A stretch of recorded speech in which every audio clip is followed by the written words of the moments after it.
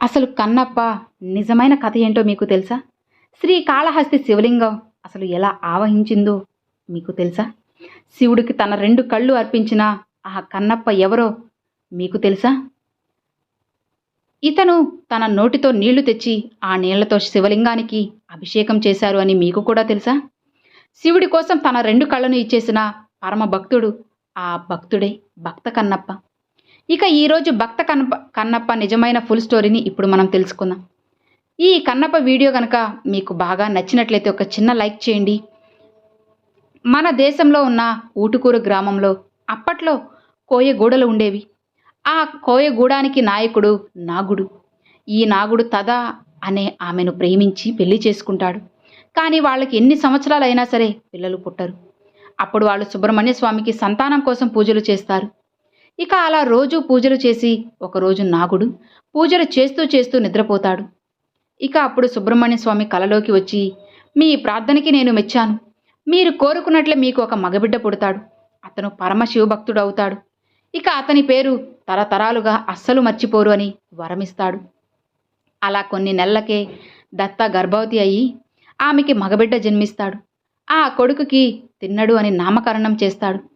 వీళ్ళందరూ వేటగాళ్ళు కాబట్టి నాగుడు తిన్నడికి చిన్నప్పటి నుండే ఎలా వేటాడాలి, ఎలా జంతువుల్ని చంపి దాని మాంసాన్ని ఎలా కోసి తినాలి అనే విద్యలన్నీ కూడా నేర్పుతాడు. అలా తిన్నడు ధనుర్విద్యలో తిరుగులేని వేటగాడవుతాడు. ప్రతిరోజు వేటకు వెళ్ళి జంతువుల్ని చంపి ఆ మాంసాన్ని ఇంటికి తెచ్చి అందరికీ పంచేవాడు. కానీ తిన్నడికి దేవుడి మీద అస్సలు నమ్మకం అనేదే ఉండదు. తన గూడెంలో ప్రతి ఒక్కరూ, అలానే స్నేహితులు కూడా అందరూ బండరాల్ని కొలుస్తూ ఉంటారు. తన స్నేహితులు తిన్నడిని ఆలయానికి ఎప్పుడు పిలిచినా కూడా నేను రావడం ఏంటి, ఒక బండరాగిని కొలవడం ఏంటి అని తప్పించుకునేవాడు. అలా చిన్నప్పటి నుండి ఒక్కసారి కూడా ఆలయానికి వెళ్ళిందే లేదు. ఇక ఒకరోజు తిన్నడు తన స్నేహితులతో వేటకు వెళ్తాడు. ఇక అలా వెళ్తున్నప్పుడు తన 2 స్నేహితులు తిరిగి ఇంటికి వెళ్ళేటప్పుడు పక్క గూడెంలో ఒక శివాలయం ఉంది. అది చాలా పవిత్రమైనదట. ఇక ఆ శివలింగం ముందు ఏ కోరిక కోరినా శివుడు తప్పక తీరుస్తాడట. ఒక్కసారైనా అక్కడికి వెళ్ళాలి అని అంటారు. ఇక అప్పుడు తిన్నడు నవ్వుతూ, ఎప్పుడు చూసినా మీరు బండరాయిని కొలుస్తూ ఉంటారే, అసలు మీకు సిగ్గులేదా? గుడ్డిగా ఒక రాయిని నమ్మడానికి అని హేళన చేస్తాడు. అయ్యో, అలా మాట్లాడుకు తిన్నా శివుడు ఈ సృష్టికే మూల పురుషుడు. ఈ విశ్వాన్ని మరియు ఎంతోమంది దేవతల్ని సృష్టించాడు. ఇక ఆయనకి ఎంతో శక్తి ఉన్నా కూడా ఒక భక్తుడు ఆయన్ని ప్రేమగా తలిస్తే ఒక పిల్లవాడిలా వాళ్ళ భక్తికి లొంగిపోయి వాళ్ళు ఏది అడిగినా ప్రసాదిస్తాడు. అందరి కష్టాలను తీర్చే ఆ దేవతలకే కష్టాలు వచ్చినా కూడా మొదటిగా వచ్చేది శివుడు దగ్గరికే. ఇక తిన్నా అంటాడు, అంతెందుకు, పక్క గూడెంలో ఉన్న శివలింగం ముందు 3 జీవులు చనిపోవడం వలన వాటికి మోక్షాన్ని కూడా ప్రసాదించాడు అని చెబుతారు. ఇక తిన్నడు ఆశ్చర్యపోయి, జంతువులకి మోక్షం వచ్చిందా, అది ఎలానో దాని గురించి చెప్పండి అనగా ఇక తిన్నడి స్నేహితులు ఇలా చెబుతారు. ఇక్కడే ఈ అడవిలోనే స్వయంభుగా ఒక వాయులింగం వెలిసింది. అది ఎండకి ఎండుతూ వానకి తడుస్తూ మంచుకి కూడా తడుస్తూ ఉండేది. ఇక దాన్ని ఏ మనిషి కూడా పట్టించుకోలేదు. ఏదో సాధారణమైన రాయి అనుకున్నారు. కానీ ఒకరోజు ఒక సాలిపురుగు, అయ్యో ఇది శివలింగం కదా, నా శివలింగం మీద ఎండ పడుతుంది ఏంటి అని దాని శక్తి మొత్తం ఉపయోగించి శివలింగం చుట్టూ గూడు కడుతుంది. అమ్మయ్య, ఇక శివలింగం మీద ఎండ పడదు అని అక్కడి నుండి వెళ్ళిపోయింది. కొంచెం సమయం తర్వాత తల మీద నాగమణి ఉన్న ఒక నాగుపాము అక్కడికి వచ్చి సాలిగూడి మధ్యలో ఉన్న శివలింగాన్ని చూసి, అయ్యో శివలింగం చుట్టూ ఈ గూడు ఏంటి అని అనుకొని దాని విషంతో శివలింగానికి అభిషేకం చేసి దాని నుదుట మీద ఉన్న నాగమణ్ణి తీసి శివలింగం మీద పెట్టి వెళ్ళిపోతుంది. ఇక అలానే మరికొంత సమయానికి అటువైపుగా వెళ్తున్న ఏనుగు శివలింగం మీద ఉన్న విషము నాగమణ్ణి చూసి, ఎవడురా నా శివలింగాన్ని ఇలా చేసింది అని దాని తొండంతో నీళ్లు తీసుకొని వచ్చి శివలింగానికి అభిషేకం చేసి నాగుపాము పెట్టిన నాగమణ్ణి విసిరి పక్కన పడేసి శివలింగాన్ని పూలతో అభిషేకం చేసి వెళ్ళిపోయింది. ఇక మరుసటి రోజు మళ్ళీ సాలిపురుగు వచ్చి మళ్ళీ గూడు పెట్టి వెళ్ళిపోతుంది. తర్వాత పాము వచ్చి ఆ గూడుని తొలగించి తన మణిని పెట్టేది. మళ్ళీ ఏనుగు వచ్చి మణిని తీసేసి పువ్వులు పెట్టేది. అలా ప్రతిరోజు ఒకరి తర్వాత ఒకరు వచ్చి ఈ పనులు చేసేవాళ్ళు. ఇక కోపం వచ్చిన పాము, నేను నా నాగమణ్ణి పెడుతుంటే ఎవరు తీస్తున్నారో అని తెలుసుకోవడానికి అక్కడే దాక్కొని చూస్తూ ఉండేది.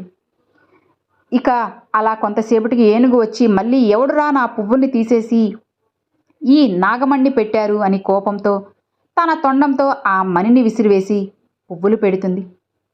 ఇక పాము ఇదంతా చూసి కోపంతో ఏనుగు తొండంలోకి దూనిపోతుంది. ఏనుగుకి అసలు ఏం చేయాలో ఏమీ తెలియక నొప్పితో పరిగెత్తుకుంటూ వెళ్ళి పక్కనే ఉన్న ఒక పెద్ద బండరాయిని గుద్దుకుంటుంది. అలా గుద్దుకున్నప్పుడు తొండంలో ఉన్న పాము నుచ్చు అయిపోయి చనిపోతుంది. ఏనుగు కూడా ఆ దెబ్బ కుప్పకూలిపోతుంది. అదే రాయి మీద ఉన్న సాలిపురుగు కూడా ఉండడం వల్ల అది కూడా అక్కడికక్కడే చనిపోతుంది. అలా శివుడిని వాళ్ళకి చేతనైనట్లు పూజిస్తున్నప్పుడు చనిపోయారు. కాబట్టి శివుడు మెచ్చి ప్రత్యక్షమై ముగ్గురికి ప్రాణం పోసి వాళ్ళకి దర్శనమిచ్చి మోక్షాన్ని ప్రసాదించాడు. ఇక అలానే ఆ ప్రదేశానికి ఈ ముగ్గురు పేర్లు వచ్చేలా శ్రీకాళహస్తి అని పేరు పెట్టారు. స్త్రీ అంటే సాలిపురుగు, కాళ అంటే నాగుపాము, హస్తి అంటే ఏనుగు. ఆ తర్వాత కొంతమంది ఆ శివలింగానికి ఒక చిన్న మందిరాన్ని కట్టారు. అది తిన్నడికి వాళ్ళు స్నేహితులు చెప్పారు. ఇక తిన్నడు ఈ కథ విని పులకరించిపోతాడు. ఒక రాయిని ఇంత ప్రేమగా ప్రాణాలను ఇచ్చి పూజించారా, అసలు ఆ రాయి ఎలా ఉంటుందో అని ఆలోచనలు. అడవి పందులను వేటాడి అక్కడే ఒక మంట వేసుకొని మాంసాన్ని కాలుస్తూ ఉంటాడు. ఇక తిన్నడి చేతులకి రక్తం ఉండడంతో పక్కనే ఉన్న నదిలో చేతులు కడుక్కొని రావడానికి వెళ్తాడు. ఆ మార్గంలోనే కాళహస్తి మందిరం కనబడుతుంది. ఓహో, నా స్నేహితులు చెప్పిన ఆలయం ఇదేనా? సరే, ఆ రాయి ఎలా ఉంటుందో చూద్దామని లోపలికి వెళ్తాడు.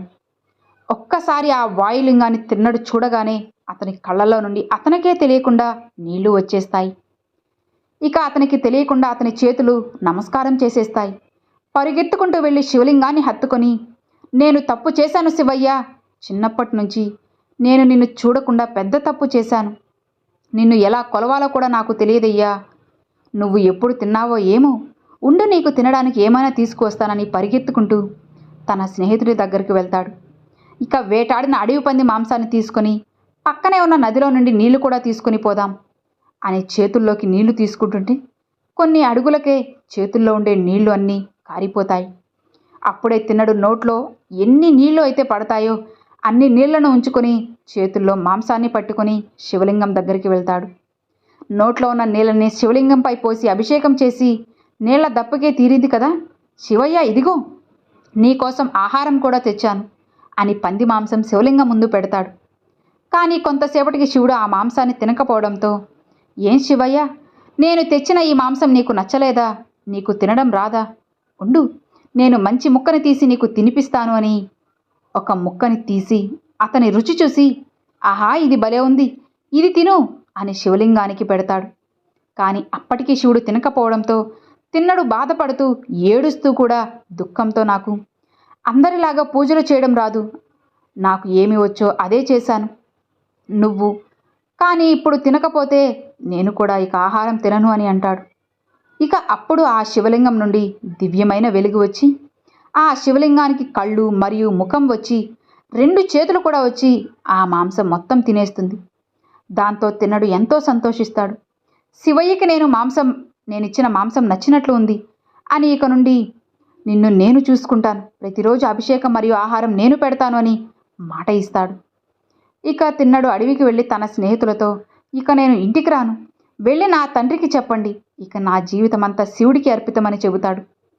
ఇక వాళ్ళు గూడానికి వెళ్ళి నాగుడికి చెప్పగా నాగుడు నవ్వుతూ సుబ్రహ్మణ్య స్వామి చెప్పినట్లే జరుగుతుంది అని అనుకుంటాడు.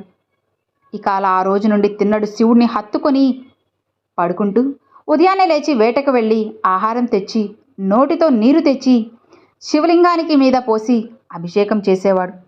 ఇదే గుడికి ప్రతిరోజు 15 రోజులకు ఒకసారి శివ గోచార అనే బ్రాహ్మణుడు వచ్చి శివుడికి పూజలు చేసి నైవేద్యం పెట్టేవాడు. ఆయన ఇంటి నుండి ఈ గుడి చాలా దూరం కావడంతో 15 రోజులకు ఒక్కసారి మాత్రమే వచ్చేవాడు. ఒకరోజు తిన్నడు వేటకి అడవికి వెళ్ళిన సమయంలో శివగోచార వస్తాడు.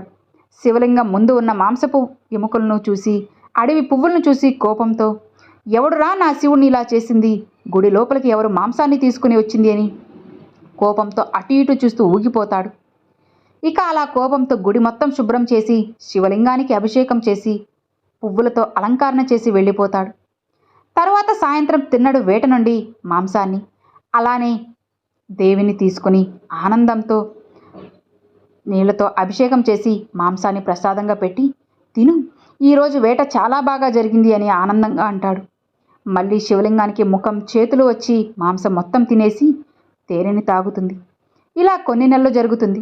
తిన్నడు మాంసాన్ని పెడుతూనే ఉంటాడు. శివగోచార 15 రోజులకు ఒకసారి ఆలయం మొత్తం తుడుస్తూ శుభ్రంగా ఉంచుతాడు. ఇక శివగోచారికి ఓపిక నశిస్తుంది. ఇక ఈరోజు ఎలా అయినా ఆ అపచారం చేసేవాడిని వదిలిపెట్టకూడదు అని ఇంటికి వెళ్లకుండా అక్కడే కాపలా కాస్తూ ఉంటాడు. ఇక రోజులానే తిన్నడు వచ్చి నోటిలో నుండి నీళ్లు తెచ్చి శివలింగం మీద పోసి పంది మాంసాన్ని శివలింగం ముందు పెడతాడు. ఇక ఇది చూసి శివగోచారికి కోపం ఎక్కువైపోతుంది. ఈ మూర్ఖుడు ఇంత అపచారం చేస్తాడా? అసలు వాడి నోటి నుండి నీళ్లు లింగం పైన పోస్తాడా? మాంసాన్ని శివుడికి పెట్టి తినమంటాడా? వీడికి మరణదండన వేయాలి అనుకుంటూ వెళ్ళిపోతాడు. ఇదంతా శివుడు కైలాసం నుండి చూస్తూ నవ్వుతూ ఉంటాడు. అప్పుడు పార్వతీదేవి, స్వామి, ఈ ఇద్దరి భక్తిని చూశారా? ఎంతో భిన్నంగా ఉన్నాయి కదా. ఒకవైపు శివగోచారి మీకు ఇష్టమైన బిల్వ ఆకులతో అభిషేకం చేస్తూ మీకు ఇష్టమైన నైవేద్యం పెడుతున్నారు. ఇంకోవైపు ఈ వేటగాడు తిన్నడు ధర్మ విరుద్ధమైన పనులు చేస్తున్నాడు. కానీ ఏ పని చేసినా ఎంతో ప్రేమతో మీకు సేవలు చేస్తున్నాడు. ఇక ఇప్పుడు చెప్పండి, వీళ్ళిద్దరిలో ఎవరిది నిజమైన భక్తి అని శివుడిని పార్వతి అడుగుతుంది. ఇక శివుడు నవ్వుతూ దీనికి సమాధానం నేను చెప్పను సఖీ, రేపు నీకే తెలుస్తుంది అంటాడు. ఇక మరుసటి రోజులానే తినడానికి వేటకు వెళ్తాడు. ఆ రోజు శివగోచార బిల్వ ఆకులు తెచ్చి శివుడికి అభిషేకం చేస్తుండగా ఆ శివలింగానికి ఒక్కసారిగా 2 పెద్ద పెద్ద కళ్ళు వస్తాయి. అది చూడగానే శివగోచార ఏడుస్తూ, శివయ్య, నేను చేస్తున్న పూజలకి మీరు మెచ్చి నన్ను చూస్తున్నారా అయ్యా అని ఆనందంతో నమస్కరిస్తాడు. కానీ ఒక్కసారిగా ఆ శివలింగంకి ఉన్న 2 కళ్ళల్లో ఒక కన్ను నుండి రక్తం ఆగకుండా వస్తుంటుంది. ఇక అది చూసి శివగోచార భయపడుతూ, ఇక్కడ ఏదో దుష్టశక్తి ఉంది, అది నన్ను చంపేస్తుందేమో, నా ప్రాణాలు నేను కాపాడుకోవాలి అని పరిగెత్తుకుంటూ ఉండగా అప్పుడే తిన్నడు మాంసం తీసుకొని నవ్వుతూ వస్తాడు. ఇక శివగోచార చూసి, ఈ అడవి నా కొడుకు వల్ల దుష్టశక్తులు వచ్చాయి, చూద్దామని దాక్కొని చూస్తూ ఉంటాడు. ఒక్కసారిగా తిన్నడు శివలింగం వైపు చూసి రక్తం కారడం చూసి ఏడుస్తూ పరిగెత్తుకుంటూ వచ్చి, ఏమైంది శివయ్య, నీకు గాయం ఎవరు చేశారో అని ఏడుస్తూ బాధపడుతూ, నీకు ఇలా చేసినవాడు కనబడితే వాడిని ఇక్కడనే చంపేస్తాను, ఇప్పుడు నేను ఏం చేయాలి అని ఆలోచనలో పరిగెత్తుకుంటూ అడవిలోకి వెళ్ళి కొన్ని ఔషధ ముక్కలను తీసుకువచ్చి వాటిని నూరి ఆ పసరుని కంటికి పెడతాడు. అయినా సరే రక్తం ఆగకుండా వస్తుంటుంది. అయ్యో, నా స్వామికి రక్తం కారుతూనే ఉందే అని తిన్నడు ఆలోచించి ముళ్ళుని ముళ్ళుతోనే తీయాలి అని చెప్పి అనుకుంటాడు. ఇక శివయ్య, నీ కంటికి దెబ్బ తగిలింది కాబట్టి నా కన్ను తీసి నీకు ఇచ్చేస్తాను, ఇక అప్పుడు నీకు నొప్పి అనేది ఉండదు కదా అని ఆ కత్తితో తన కన్నుని నవ్వుతూ కోసి తీసేసి రక్తం కారిపోతున్నా కూడా లెక్క చేయకుండా కోసి తీసిన తన కన్నుని శివలింగం కన్ను మీద పెడతాడు.